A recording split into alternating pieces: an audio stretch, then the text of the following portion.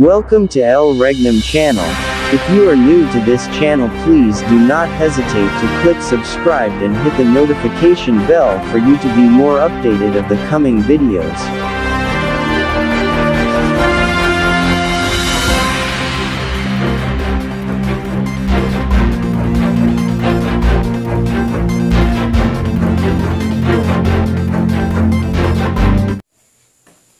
Okay, so maraming salamat friends. So magandang gabi po sa ating lahat at mapagpalang oras buong Pilipinas mula Luzon, Visayas at Mindanao. Maging sa buong daigdig. So muli, live na naman po tayo dito po sa programa ng The Kingdom of God sa palatuntunang Consumatomes na tinatagpo ng aming mahal na dakilang guro mula pa noong July 27, 1982. No? Na ito yung pinagsigawan sa buong Pilipinas maging hanggang ngayon sa buong daigdig. So bago po ako magpatuloy, ay ako po ay humihingi ng gabay at pagpupugay sa amin pong mahal na dakilang guro. Walang iba po ang aming Supreme Founder of the Kingdom of God, His Majesty Supreme King Philemon Ondoc Reyambunanza. At ganoon din po na ako'y lubos na gumagalang at nagpapasalamat sa amin pong mahal na Pangulo. Walang iba po ang aming mahal na Prinsipe Rocky Y. Reyambunanza, na siya po ang aming President ng The Royal Alpha Omega Ring Trading Corporation. At ganoon din po, siya po ang aming President ng The Kingdom of God. At ganoon din po sa kapatid ng aming mahal na Prinsipe, walang iba ang amin pong Haring Adolfo B. Reyambunanza, na siya po ang ating President ng PDDMC, na siyang Philippine Deuterium Development and Management Corporation. Hanggang sa amin pong 5 spiritual mothers na kasalukuyan po, nandun po sila ngayon sa banal na syudad. No? Doon po sa Purok, New Jerusalem, Rizal Shrine, Talisay, Dapitan City, Zamboanga del Norte. So sa buong Royal Family of Reyambunanza, so mapagpalang oras at magandang gabi po sa amin pong Royal Family, no? Sa Reyambunanza. At ganoon din po na kami po ay gumagalang sa lahat ng mga 12 region, no? Or 12 apostoles ng aming mahal na dakilang guro, na mula Region 1 hanggang Region 12. Na ito po ay kinabibilangan ng aming Regional Director dito po sa Region 2. Walang iba po ang amin pong Haring Edgar Palor Ligoton. At kasama po ang kanyang reyna at ang kanyang prinsesa, no? Reyna Rose Padillo Ligoton. So pagpalang oras po dyan, hari at reyna, maging sa inyo pong prinsesa. At gayon din po sa lahat ng mga 70 prophets, no? Sa loob ng kaharian ng Diyos. Lalong-lalo na dito po sa Region 2 na kinabibilangan ng ating kapatid na nakadistino doon po sa Biskaya. Pinangungunahan ni Reyna Shirley del Rosario, na nandun po ngayon sa bansang UK, no? Sa London. So pagpalang oras po rin na.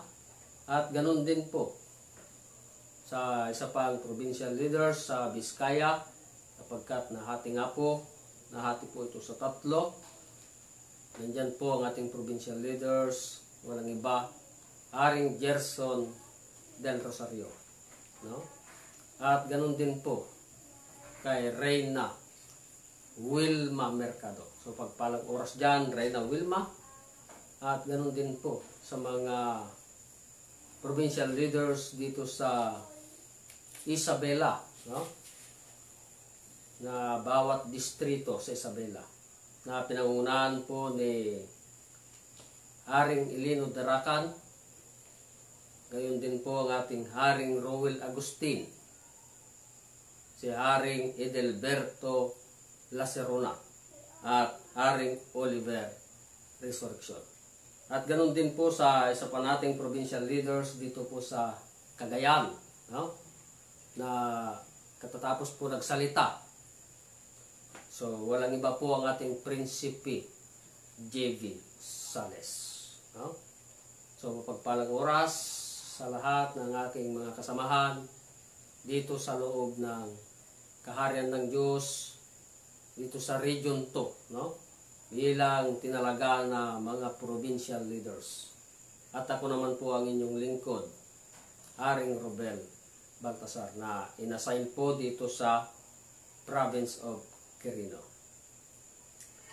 So gayon din po sa lahat ng mga municipal leaders, no? Lalong-lalo na sa aking mga kasamahan dito sa Quirino, na talagang gumaganap sa mga pagpapahayag sa kaharian ng Diyos. Nandyan po ang ating kasamahan na bilang municipal leaders sa Saguday, na walang iba po kundi si Haring Redentor Domingo. At kasama po ang kanyang mga barangay leaders. Maraming salamat po, Hari. At patuloy tayong gumaganap sa kagustuhan ng ating Panginoon. Hanggang sa mga municipal leaders dito sa Quirino na si Reyna Gliselin, no? Reyna Gliselin Rambak. So pagpalang oras, Reyna. At si ang ating kapatid na nasa ibang bansa, no? Ang ating kapatid na si Prinsesa Claribel Baltasar na nandoon po ngayon sa Kuwait. So mapagpalang oras, Prinsesa. Hanggang sa aking kapatid na nandyan pa rin sa ibang bansa, ang aking kapatid na si Reyna Erlisa Baltasar de la Cruz, no? At ganoon din sa isa pa nating kapatid na bilang municipal leaders dito sa Nagtipunan. Walang iba kundi si Haring Raul Digaw. Hanggang doon na sa kanyang buong pamilya. Sa lahat ng kanilang mga barangay leaders, sumapagpalang oras sa ating lahat. Hanggang sa Puro. So sa gabing ito, ay muli na naman po tayong magpahayag tungkol sa mga plano ng Diyos sa daigdig. Sapagkat kung plano ng Diyos ay hindi po yan pwedeng mabura, no? Sapagkat ang Diyos man ang nagsabi doon sa kanyang plano. Maging ang salita nga ng Diyos, maski ang langit at lupa ay lilipas, ngunit ang mga salita ng Diyos ay hindi ito lilipas, no? Kaya mayroong mga bagay na kung saan talagang pinapaalam ng Diyos lahat na ng bagay ay talagang kanya nang sasalitain ngayon, sapagkat ang plano nga ng Diyos ay magtayo ng kanyang kaharian na kailanman ay hindi na magigiba, no? Bakit kako sabihin na yung buong katotohanan? Sapagkat mula pa nung unang panahon, mga kapatid, ay talagang linihim ng Diyos yung mga bagay na plano niya dito sa daigdig. No? Sa anong klaseng pagtago o paglihim ng Diyos sa kanyang mga pangako? Gumamit ng mga talinhagang salita. Subalit, sinabi nga ng Diyos, pagdating ng Espiritu ng katotohanan, no? Ay talagang bubuksan na lahat yung nakatagong lihim. No? Sapagkat hindi na siya magpapahayag man ng hindi katotohanan, kundi yung buong katotohanan. Maski yung mga magsisidating. Tulad sa programa ng Diyos, dito sa loob ng kaharian ng Diyos. Bagaman, alam na natin na ang programa ng Diyos o ang kaharian ng Diyos ay dito na sa bansang Pilipinas, ano kaya yung plano ng Diyos? Sapagkat kung tignan natin ang bansa nating Pilipinas, ay ang daming mahihirap na tulad po natin. No? Ang daming mahirap na tulad po natin. Ngunit, paano lulutasin ng Diyos ang kahirapan? No? Sapagkat may plano ang Diyos sa kanyang kaharian. Ngunit paano lulutasin ngayon ng Diyos yung kahirapan ng bawat isa na maniniwala sa Diyos? No? Paano lulutasin ng Diyos? So, mayroong programa ang Diyos na tinawag po na Deuterium. Ito po yung programa ng Diyos. So, ang tanong, sino ang nagprograma sa Deuterium? Lalo na dito sa loob ng kaharian ng Diyos. So, hindi po ako mahiya o matakot may pagsigaw na ang may programa sa Deuterium ay walang iba. Ang amin pong mahal na dakilang guro, mahal na Haring Filimon Ondo Reyang Bonanza. Siya ang may-ari ng Deuterium. No? Na siyang lulutas sa kahirapan dito sa bansang Pilipinas. No? Ngunit saan ito makukuha? No? Saan yan makukuha, mga kapatid? Ito ay makukuha pa doon sa ilalim ng dagat. No? Kung ating basahin ayon sa banal na kasulatan na mabasa sa Isaiah 60 verse 5. Pakibasa, Pres. So ganito po ang mababasa ayon po sa banal na kasulatan. Kung magkagayon, ikaw ay makakakita at maliliwanagan ka. At ang iyong puso ay titibok at lalaki. Sapagkat ang kasaganaan ng dagat ay mababalik sa iyo. Yan. Ang kayamanan ng mga bansa ay darating sa iyo. Yan. Kasaganaan saan? Sa dagat. Ano yung kasaganaan sa dagat na tinukoy ng Diyos? Hindi kaya yung mga isda? Yung bangos, pusit? Ha? Pwede na bang maging kaharian ang bansang Pilipinas kung doon lang sa isda? Hindi. No? Lalo na, sinabi ng Diyos. Dahil sa kasaganaan ng dagat, lahat ng kayamanan sa ibang bansa ay darating sa iyo. No? Eh di ba, ubos na yung isda doon. Kung isda man yan, ngunit hindi man ganun yung plano ng Diyos sa daigdig. Para lutasin ang kahirapan. Yung kasaganaan na nasa dagat, ito yung tinawag ng Diyos na Deuterium. Na siyang kapalit no? Na siyang kapalit ng gasolina na ginagamit natin ngayon. No? Sapagkat kukunti na lang. No? Kaya nagmamahal ngayon yung gasolina natin. Ngunit, pagdating ng deuterium dito sa bansang Pilipinas, ito yung lulutas sa kahirapan ng bawat Pilipino.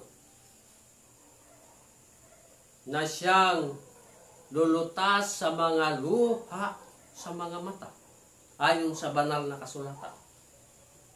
No? Kung basahin natin sa banal na kasulatan sa Revelation 21:4. No?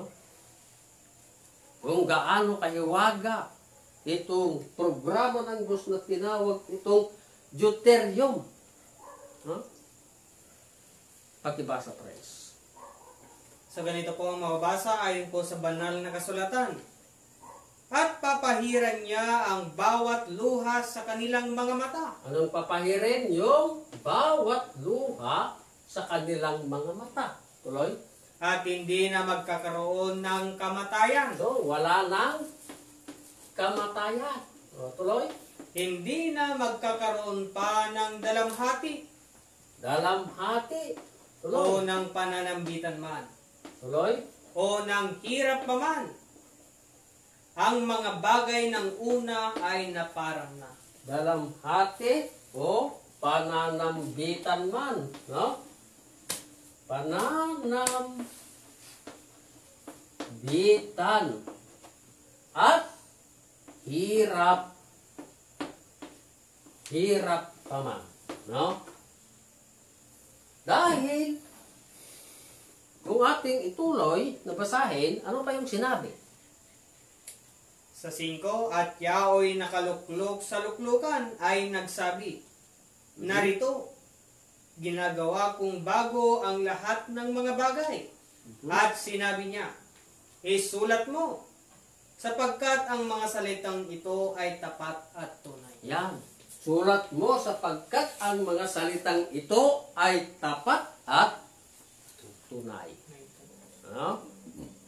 Napakaganda yung plano ng Diyos sa daigdig. No? Sapagkat mula noong una ay naparam na. Ngunit ginagawa ng Diyos na bago. No? Kaya babaguhin ng Diyos yung kalagayan ng bansa nating Pilipinas. Na hindi ganito yung ating kalagayan, kundi anong sinabi ng Diyos? Papahirin niya lahat ng mga luha sa ating mga mata. No? Ano ba yan? Literal? Hindi, mga kapatid. Dahil pa rin sa kahirapan o katayuan ng bawat Pilipino. Pangalawa, wala nang kamatayan. No? Bakit? Kasi nang una, mga kapatid, nang hindi pa natin nalaman yung plano ng Diyos sa daigdig na mayroon palang ibibigay ang Diyos na buhay na walang hanggan. Ibig sabihin, dito na magaganap yung pangako ng Diyos na wala ng kamatayan. No? Pangatlo, mga kapatid, anong sinabi? Maalis na rin ang dalamhati. Bakit? Maraming problema, no? Hindi kaya magdadalamhati yan o pananambitan man.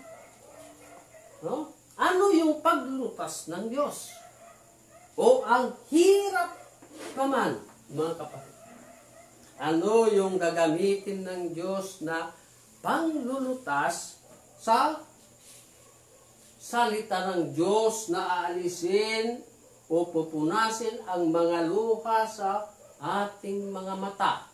Wala na rin kamatayan, dalamhati, pananambitan man, o hirap pa man.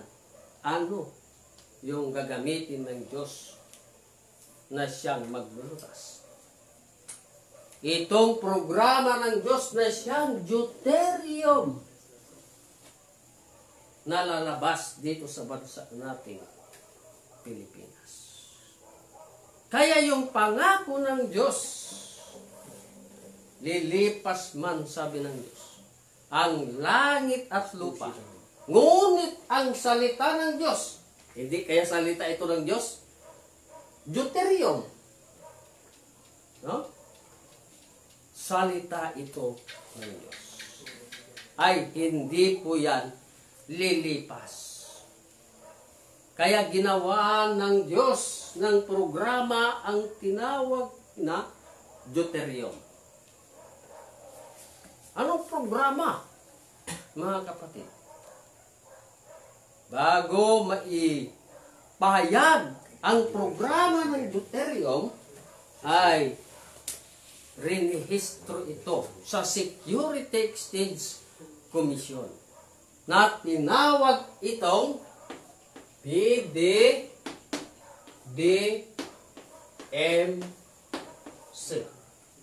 Anong ibig sabihin niyan?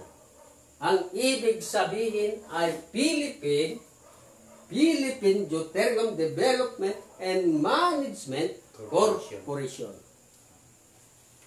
Kaya ang salita ng Diyos ay hindi lilipas. Pangako yan ng Diyos. Ha? Kung pinangako ng Diyos at lilipas, edi sinungaling ng Diyos. Diba? Ngunit, sinabi nga ng Diyos na ang salita ng Diyos ay hindi lilipas. Magpakailanman. No? Kaya yung kayamanan ng Diyos na siyang deuterium na makukuha sa dagat ay ipapahayag sa mga tao. Diba? Naganap na ba? Naganap na, mga kapatid. Naipahayag o nag-umpisa noong taong 2017. Binigyan ng Diyos ng 5 taon para maipahayag sa mga tao kung sino ang maging gustong maging beneficiary itong naturang programa ng Diyos na siyang deuterium. No?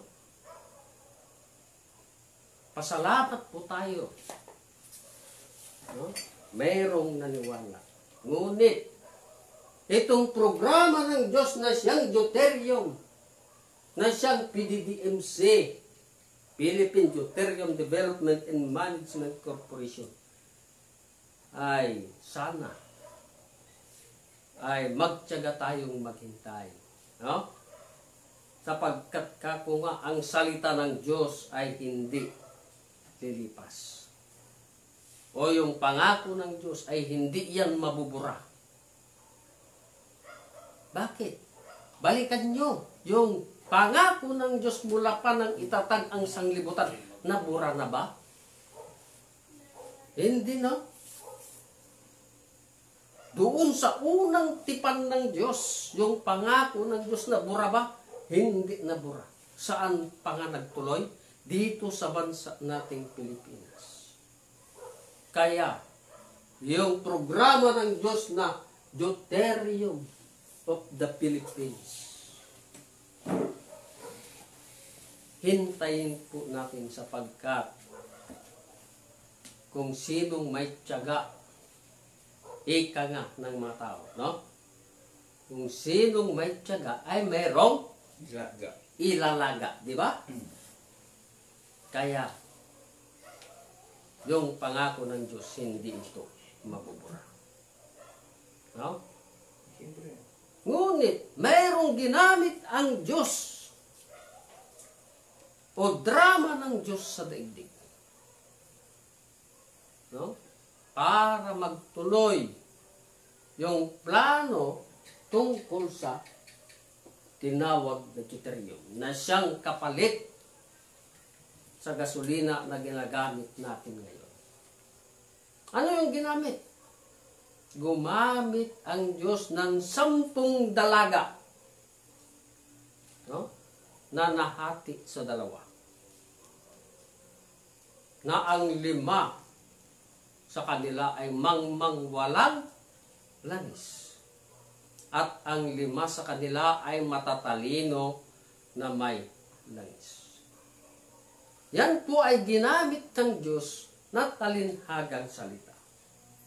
Kung saan ba yan makikita o saan ba yan magaganap, mga kapatid. Na siyang pagdaluyan sa pangako ng Diyos. O salita ng Diyos na hindi lilipas. Yung langis na salita ng Diyos sa banal na kasulatan, ito yung deuterium. Sapagkat kung basahin mo nga, mga kapatid, o basahin natin sa banal na kasulatan, sa Matthew 25, 1 hanggang 4, kung ano ba yung langis na yan, na linalagay sa ilawan para iilaw. Ha? Yan, yung mga nakatagong lihim sa talinhagang salita ng Diyos. Yan na yung lampara na nalalagyan ng langis na siyang gasolina, mga kapatid, o gas, no? Na siyang kapalit sa gasolina natin ngayon. Kaya, ayon sa ginamit ng Diyos na 10 dalaga na nahati sa dalawa, na ang 5 sa kanila ay walang langis. So, sino-sino yung tinawag ng Diyos o ginamit ng Diyos na naging gaganap sa drama ng Diyos sa daigdig, no? Na yung 10 dalaga, mga kapatid, sila pala yung mga 10 pangulo, no? Sila pala yung mga 10 pangulo na ang 5 walang langis. At ang 5 ay mayroong langis. Kaya nga nahati sa 2 bahagi. No? So sino-sino yung 10 dalaga o 10 pangulo, no? Na ginamit ng Diyos. Na ang 5 ay walang langis. At ang 5 ay merong langis. Ayan. So, sino-sino? Kako, mga kapatid? Yung 10 dalaga or 10 pangulo na nahati sa 2 bahagi na ang 5 walang langis at ang 5 merong langis. So dito po sa 5 walang langis ay nagsimula ito sa panahon ng ating Pangulong Fidel Ramos. Bakit? Kasi nga, mayroon siyang programa. Ano yung programa ni Pangulong Fidel Ramos? Ito yung tinawag na Philippine 2000. Ibig sabihin, walang langis. Pangalawa na Pangulo. Sino yung pangalawang Pangulo? Si Erap. No? Erap. Yan. Erap Estrada. Mga kapatid. So ang tanong, Ano ang programa ni ERAP? Ha? Anong programa, mga kapatid? ERAP para sa mahirap. Ang tanong, may langis ba? So, ibig sabihin, wala pa rin sapagkat ang kanyang programa, ERAP para sa mahirap. Di, dalawa na. E 5 man ito. Sino yung pangatlo? Yung sumunod kay ERAP ay si Gloria Arroyo. Ang tanong, may langis ba? Wala. Walang langis. Bakit? Sapagkat ang kanyang programa, ano? Philippine Job. Maraming trabaho. Kaya hindi pa rin nakaakma sa hula ng Diyos. Kaya nakaakma pa rin ng Diyos, nakaakma pa rin siya sa hula ng Diyos na pangatlo na walang langis. E 5 sila. Sino kaya yung pang-apat? Pinoy. So walang iba kundi si Pinoy. Pinoy or Noynoy Aquino. No? Ang tanong, anong programa? Tuwid na daan. Ha? Ang tanong, tuwid ba yung daan? Tuwid. Siyempre, pinatay yung 44 na... Eh kung matuwid sana ang daan, hanggang ngayon, ang ganda ng Pilipinas natin. Diba? Ngunit, ayon sa hinula ng Diyos, na 5 walang langis, ang kanyang programa ay tuwid na daan, ibig sabihin, wala pa rin langis. Pang-5. Sino ang pang-5? Duterte. Si Duterte. No? Si Duterte. Yan. Duterte. Ang tanong, ano ang programa ni Duterte? Drug on war. Drug on war. Or war on drugs. War on drug. No? Hindi yung langis. No? Kaya hindi pa rin nakaakma doon sa hula ng Diyos na yung deuterium. No? Kasi yan yung langis na tinukoy ng Diyos sa banal na kasulatan. Sapagkat ang programa ni Duterte ay drug on war. So 5 na, mga kapatid. Sapagkat 5 man yung sinabi ng Diyos. Pang-5 si Duterte. Saktong-sakto rin. Saan? Sa pangalan ni Rodrigo Duterte. Bakit? Bakit ako sakto?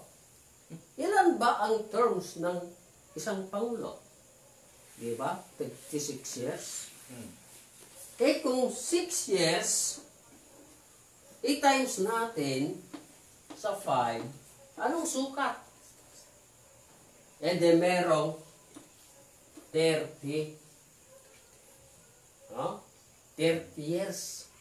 Kaya sakto doon sa pang-5 na si Duterte. Doon din natapos yung hinula ng Diyos, 5 walang langis. Ano na yung susunod? Sapagkat ang 10 dalaga o 10 pangulo ay nahati sa 2. Ang 5 walang langis, ang 5 ay merong langis. Kailan natapos si Duterte? Noong 2022. Ha? Natapos. So, ibig sabihin, sa taong 2022, dito mag-uumpisa ang 5 matatalino merong langis. Ngayon, ang tanong, sinong sumunod kay Duterte? Na siyang papasok sa 5 matatalino merong langis. Sino? Bumbong Walang iba. Kundi si bibi. BBM or Bongbong Marcos.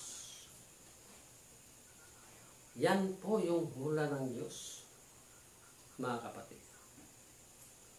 Yan magsisimula.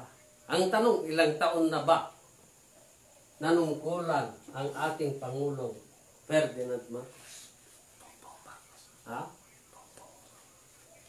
Bongbong Marcos. Ilang taon na nanunungkulan ngayon? Di ba? 2025 na ngayon? Ilang taon na? Di meron ng 3 years. Bakit wala pa kanyo? No? Meron pa namang 3 years na uupo pa ang ating Pangulong BBM. Kaya idasal po natin. No? Pagdasal natin. Pagdasal natin sa Panginoon na sana ay maumpisahan na itong deuterium natin. Sapagkat unang nakahula ang ating Pangulong Bongbong Marcos. Sapagkat yung plano ng Diyos o salita ng Diyos ay hindi yan mababago. Kaya hintayin po natin. Sapagkat ito na yung umpisa na talagang ilalabas ng Diyos yung nakatagong lihim na kayamanan sa kaharian ng Diyos. Na ito ay tinawag na deuterium. Yan. Yan ang gagamitin dyan na paglabas. Hindi gagamit ng tinatawag na rigs. Tulad doon sa Malampaya rigs. Ganon. Pero mas masahol pa doon ang maitayo sa plano ng Diyos. Na siyang lulutas sa kahirapan ng bawat Pilipino. Kaya pag nakainom ang tao, doon sa deuterium na pangako ng Diyos, ano ba yung maibibigay? Mga kapatid. Tuloy mo nga sa 6, friends. Sa Revelation.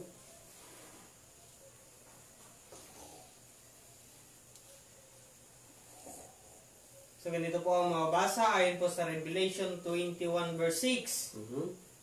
At sinabi niya sa akin, Anong sinabi? nagawa na. Okay. Ako ang Alpha at ang Omega, ang pasimula at ang wakas. Ang nauhaw ay aking paiinuming walang bayad sa bukal ng tubig ng buhay.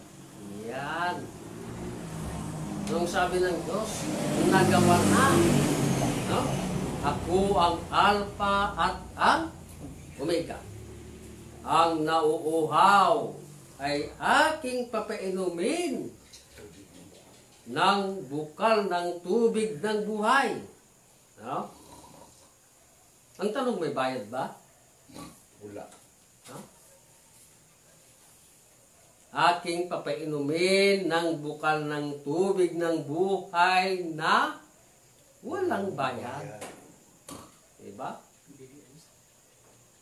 Bibi. Anong programa yan? Ito yung sinasabi kong programa na siyang PDDMC. Philippine Deuterium Development and Management Corporation. No? Maghintay-hintay lang po tayo. sapagkat natapos na nga po yung listing, ngunit kung sino yung nakasali, ay meron po tayong hinihintay. No? Binigay ng Diyos yan.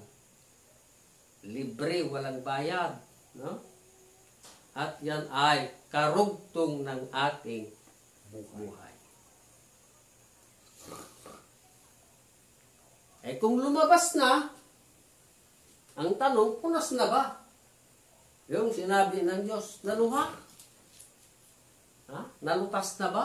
Yung mga luha sa ating mga mata? Ay, lutas na. Yung kamatayan. Ay, may mga gawain sa loob ng kaharian ng Diyos para hindi talaga makamtan yung kamatayan. Pangatlo, yung kapighatian o pananambitan man. No? Tanong, lutas na rin ba? Lutas na pag nandyan na yung deuterium at yung kahirapan natin. Ngayon, kung meron na tayo niyan, anong sabi ng Diyos, mga kapatid? Kung meron na po yang pangako ng Diyos na siyang lulutas sa ating kahirapan at meron na tayong pangkabuhayan, eh tayo na rin yung kukuha ng katulong. Diba? Bakit? Eh sinabi ng Diyos ayon sa banal na kasulatan, diba? Anong sinabi ng Diyos sa banal na kasulatan ayon sa Isaiah 61:5, no?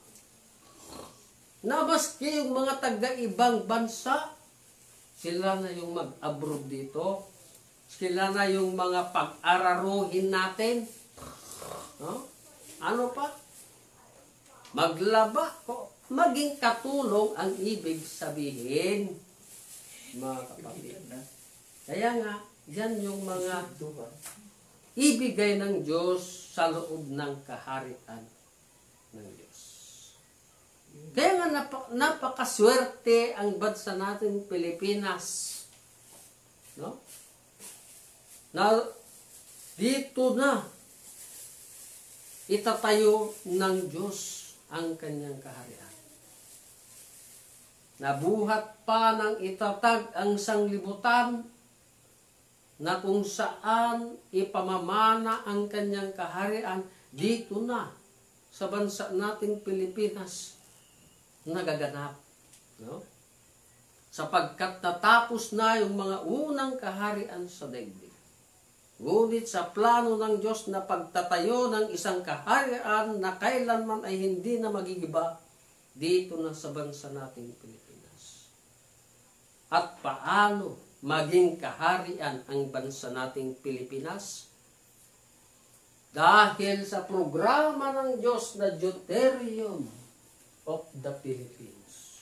Sapagkat ang lalabas sa Deuterium ng Diyos ay nasa 85 million barrels a day. Huh? Di ba tayo masaya niyan? Doon nga sa Saudi Arabia. No? Ilang bareles ang nailalabas doon. Ha? Sapagkat kukunti na 2 million barrels a day. Yung kanila na lang nailalabas. Kaya nakapagpatayo pa rin sila ng kingdom. Ngunit tinawag na Kingdom of Saudi Arabia. Ngunit ang plano ng Diyos ay Kingdom of God. Kaya pag lumabas ang 85 million barrels a day, ano ngayon ang itatawag sa bansa nating Pilipinas? Ha? Ano na ang itatawag? Kingdom, Kingdom of God. Diyan na yung talagang itatawag na sa bansa nating Pilipinas. Sapagkat yan talaga yung plano ng Diyos sa daigdig. No? Kaya, ito yung mga binigay sa amin ng aming mahal na dakilang guro na siyang pag-asa natin na sana yung plano ng Diyos dito sa bansa nating Pilipinas, sapagkat itong bansa nating Pilipinas ang pinangakuhan ng Diyos, ay pagdasal po natin na sana ay makamtan natin lahat. No? Sapagkat napakaganda yung istorya ng Diyos sa loob ng kaharian ng Diyos. Lalong-lalo na alisin ng Diyos ang kamatayan. Eh anong kapalit? Buhay na walang hanggan. Magpakasaya po tayo sapagkat tayo na yung huli, no? Tayo na yung mga huling pinili ng Diyos na magmamana sa kanyang kaharian. Wala na doon sa bansang Israel. Saan na binigay ng Diyos? Dito na sa bansa nating Pilipinas. Kaya mayroong mga pagpapatunay na talagang binuksan na ng Diyos na umakma dito sa bansa nating Pilipinas. Kaya wala po kaming tigil na ipahayag yung mga plano ng Diyos sa daigdig, lalo na yung pagsigaw tungkol sa kaharian ng Diyos na sinabi nga sa banal na kasulatan. Sa Matthew 24:14 na ang ebanghelyo sa kaharian ng Diyos ay ipangangaral sa sanglibutan at bigyan ng patutuo upang sa gayon ay darating na ang wakas. Ano yung wakas na yan? Isa na yan yung kahirapan natin dito sa Pilipinas. Yan, mga kapatid. Kaya inuulit ko, magpakasaya po tayo sapagkat dito na sa bansa nating Pilipinas ang siyang mapalad na pinili ng Diyos na siyang kaharian ng Diyos. Ayon sa aming mahal na dakilang guro, mahal na Haring Filemon Ondok Reambulanza. Kaya sa gabing ito, ako po ay nagpapasalamat sa ating lahat, lalong-lalo na sa ating mga sumusubaybay sa Facebook Live po namin dito sa Region 2, Province of Quirino, dito po sa Bayan ng Magdala. Kami po ay nagpapasalamat po sa inyo sa walang tigil o sawa sa pakikinig o panunood man sa programa ng aming mahal na dakilang guro dito sa bansa natin Pilipinas, maging sa buong daigdig. No? So, maraming salamat. So, higit po sa lahat na kami po nagpapasalamat sa amin pong Divine Mentor sa The Kingdom of God, His Majesty, Supreme King Filemon Ondok Reambulanza. So maraming salamat po, mahal na Haring Filemon Ondok Reambulanza, at ganun din po sa ngalan ng aming mahal na Pangulo, ang aming pong mahal na Prinsipe Rocky Y. Reambulanza. Maraming salamat po, mahal na Prinsipe, at ganun din po sa aming Regional Director dito po sa Region 2. Hanggang sa the Royal Family of Reambulanza, maging sa buong puwersa ng The Kingdom of God. Inuulit ko, maraming salamat At ako naman po ang inyong lingkod, Haring Robel Baltasar. At na siyang nag-iiwan sa atin ng magandang gabi sa ating lahat. So bago ko po ito